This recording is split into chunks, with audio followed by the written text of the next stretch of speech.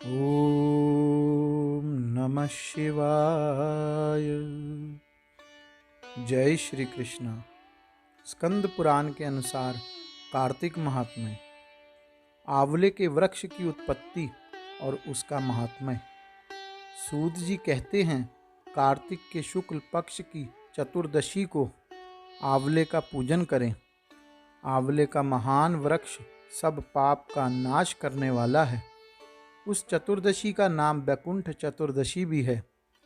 उस दिन आंवले की छाया में जाकर मनुष्य राधा सहित देवेश्वर श्री हरि का पूजन करे। तदंतर आंवले की 108 प्रदक्षिणा करे। फिर साष्टांग प्रणाम करके परमेश्वर श्याम सुंदर श्री कृष्ण की प्रार्थना करे। आंवले की छाया में बैठकर इस कथा को सुने। फिर ब्राह्मणों को भोजन कराए और यथाशक्ति दक्षिणा दे। ब्राह्मणों के संतुष्ट होने पर मोक्षदायक श्री हरि भी प्रसन्न होते हैं। पूर्व काल में जब सारा जगत एक अर्णव के जंगल में निमग्न हो गया था, समस्त चराचर प्राणी नष्ट हो गए थे, उस समय देवादिदेव सनातन परमात्मा ब्रह्मा जी अविनाशी पर ब्रह्म का जप करने लगे थे। ब्रह्म का जप करते करते उनके आगे श्वास निकला। साथ ही भगवत दर्शन के अनुरागवश उनके नेत्रों से जल निकल आया। प्रेम के आंसुओं से परिपूर्ण वह जल की बूंद पृथ्वी पर गिर पड़ी। उसी से आंवले का महान वृक्ष उत्पन्न हुआ, जिसमें बहुत सी शाखाएं और उपशाखाएं निकली थी। वह फलों के भार से लदा हुआ था। सब वृक्षों में सबसे पहले आंवला ही प्रकट हुआ, इसलिए उसे आदिरोह कहा गया। ब्रह्मा ने पहले आंवले को उत्पन्न किया, उसके बाद समस्त प्रजा की सृष्टि की। जब देवता आदि की भी सृष्टि हो गई, तब वे उस स्थान पर आए जहां भगवान विष्णु को प्रिय लगने वाला आंवले का वृक्ष था। उसे देखकर देवताओं को बड़ा आश्चर्य हुआ। उसी समय आकाशवाणी हुई, यह आंवले का वृक्ष सब वृक्षों से श्रेष्ठ है, क्योंकि यह भगवान विष्णु को प्रिय है। इसके स्मरण मात्र से मनुष्य गोदान का फल प्राप्त करता है। इसके दर्शन से दुगना और फल खाने से तिगुना पुण्य होता है। इसलिए सर्वथा प्रयत्न करके आंवले का सेवन करना चाहिए, क्योंकि वह भगवान विष्णु को परम प्रिय है, सब पापों का नाश करने वाला है। अतः समस्त कामनाओं की सिद्धि के लिए आंवले के वृक्ष का पूजन करना उचित है। जो मनुष्य कार्तिक में आंवले के वन में भगवान श्री हरि की पूजा तथा आंवले की छाया में भोजन करता है, उसका पाप नष्ट हो जाता है। आंवले की छाया में वह जो भी पुण्य करता है वह कोटि गुना हो जाता है। प्राचीन काल की बात है, कावेरी के उत्तर तट पर देव शर्मा नाम से विख्यात एक श्रेष्ठ ब्राह्मण थे, जो वेद वेदांगों में पारंगत विद्वान थे।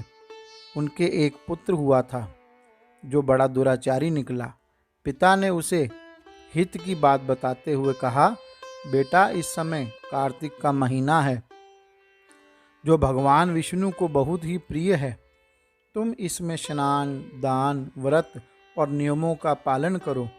तुलसी के फूल सहित भगवान विष्णु की पूजा करो।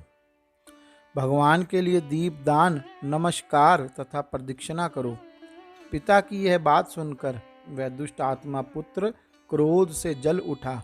उसके होंठ फड़कने लगे और उसने पिता की निंदा करते हुए कहा, तात, मैं कार्तिक में पुण्य संग्रह नहीं करूंगा।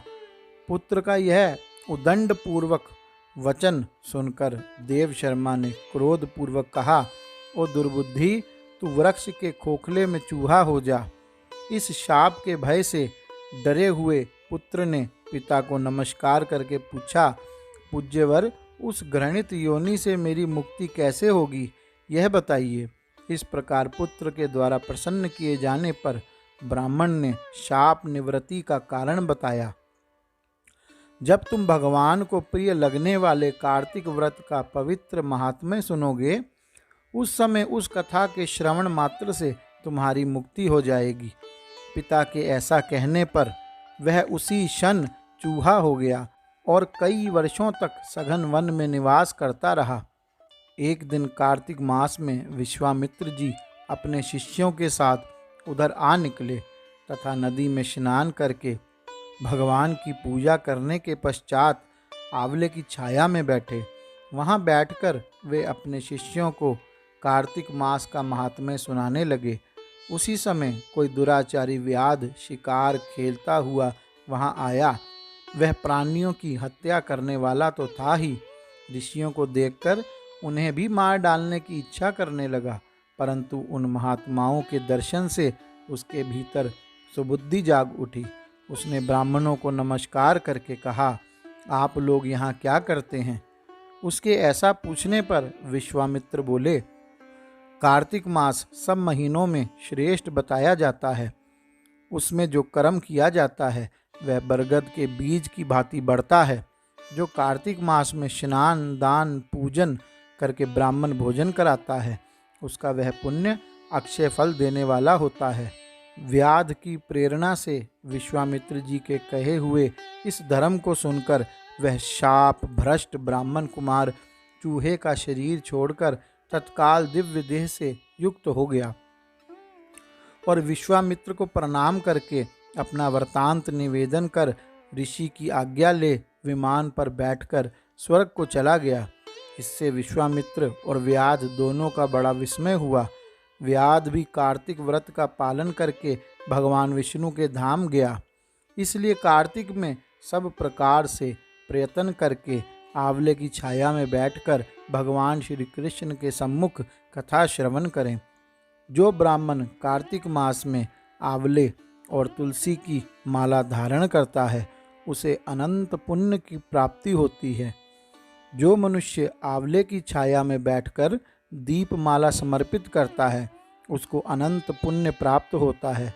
विशेषतः तुलसी वृक्ष के नीचे श्री राधा श्याम सुंदर भगवान श्री कृष्ण की पूजा करनी चाहिए। तुलसी के अभाव में यह शुभ पूजा आंवले के नीचे करनी चाहिए। जो आंवले की छाया के नीचे कार्तिक में ब्राह्मण दंपति को एक बार भी भोजन देकर स्वयं भी भोजन करता है वह अनंत दोष से मुक्त हो जाता है। लक्ष्मी प्राप्ति की इच्छा रखने वाला मनुष्य सदा आंवले से स्नान करे।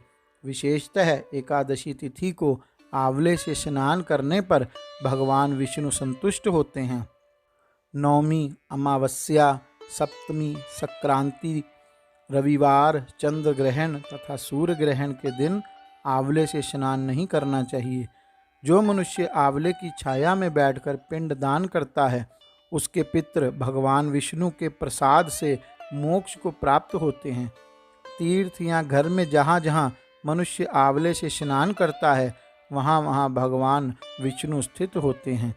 जिसके शरीर की हड्डियाँ आंवले के स्नान से धोई जाती हैं वह फिर गर्भ में वास नहीं करता। जिनके सिर के बाल आंवला मिश्रित जल से रंगे जाते हैं वे मनुष्य कलयुग के दोषों का नाश करके भगवान विष्णु को प्राप्त होते हैं। जिस घर में सदा आंवला रखा रहता है वहाँ भूत प्रेत कुष्मांड और राक्षस नहीं आते। जो कार्तिक में आंवले की छाया में बैठकर भोजन करता है उसके 1 वर्ष तक अन्न संसर्ग से उत्पन्न हुआ पाप का नाश हो जाता है। गौरी शंकर भगवान की जय। जय श्री कृष्ण।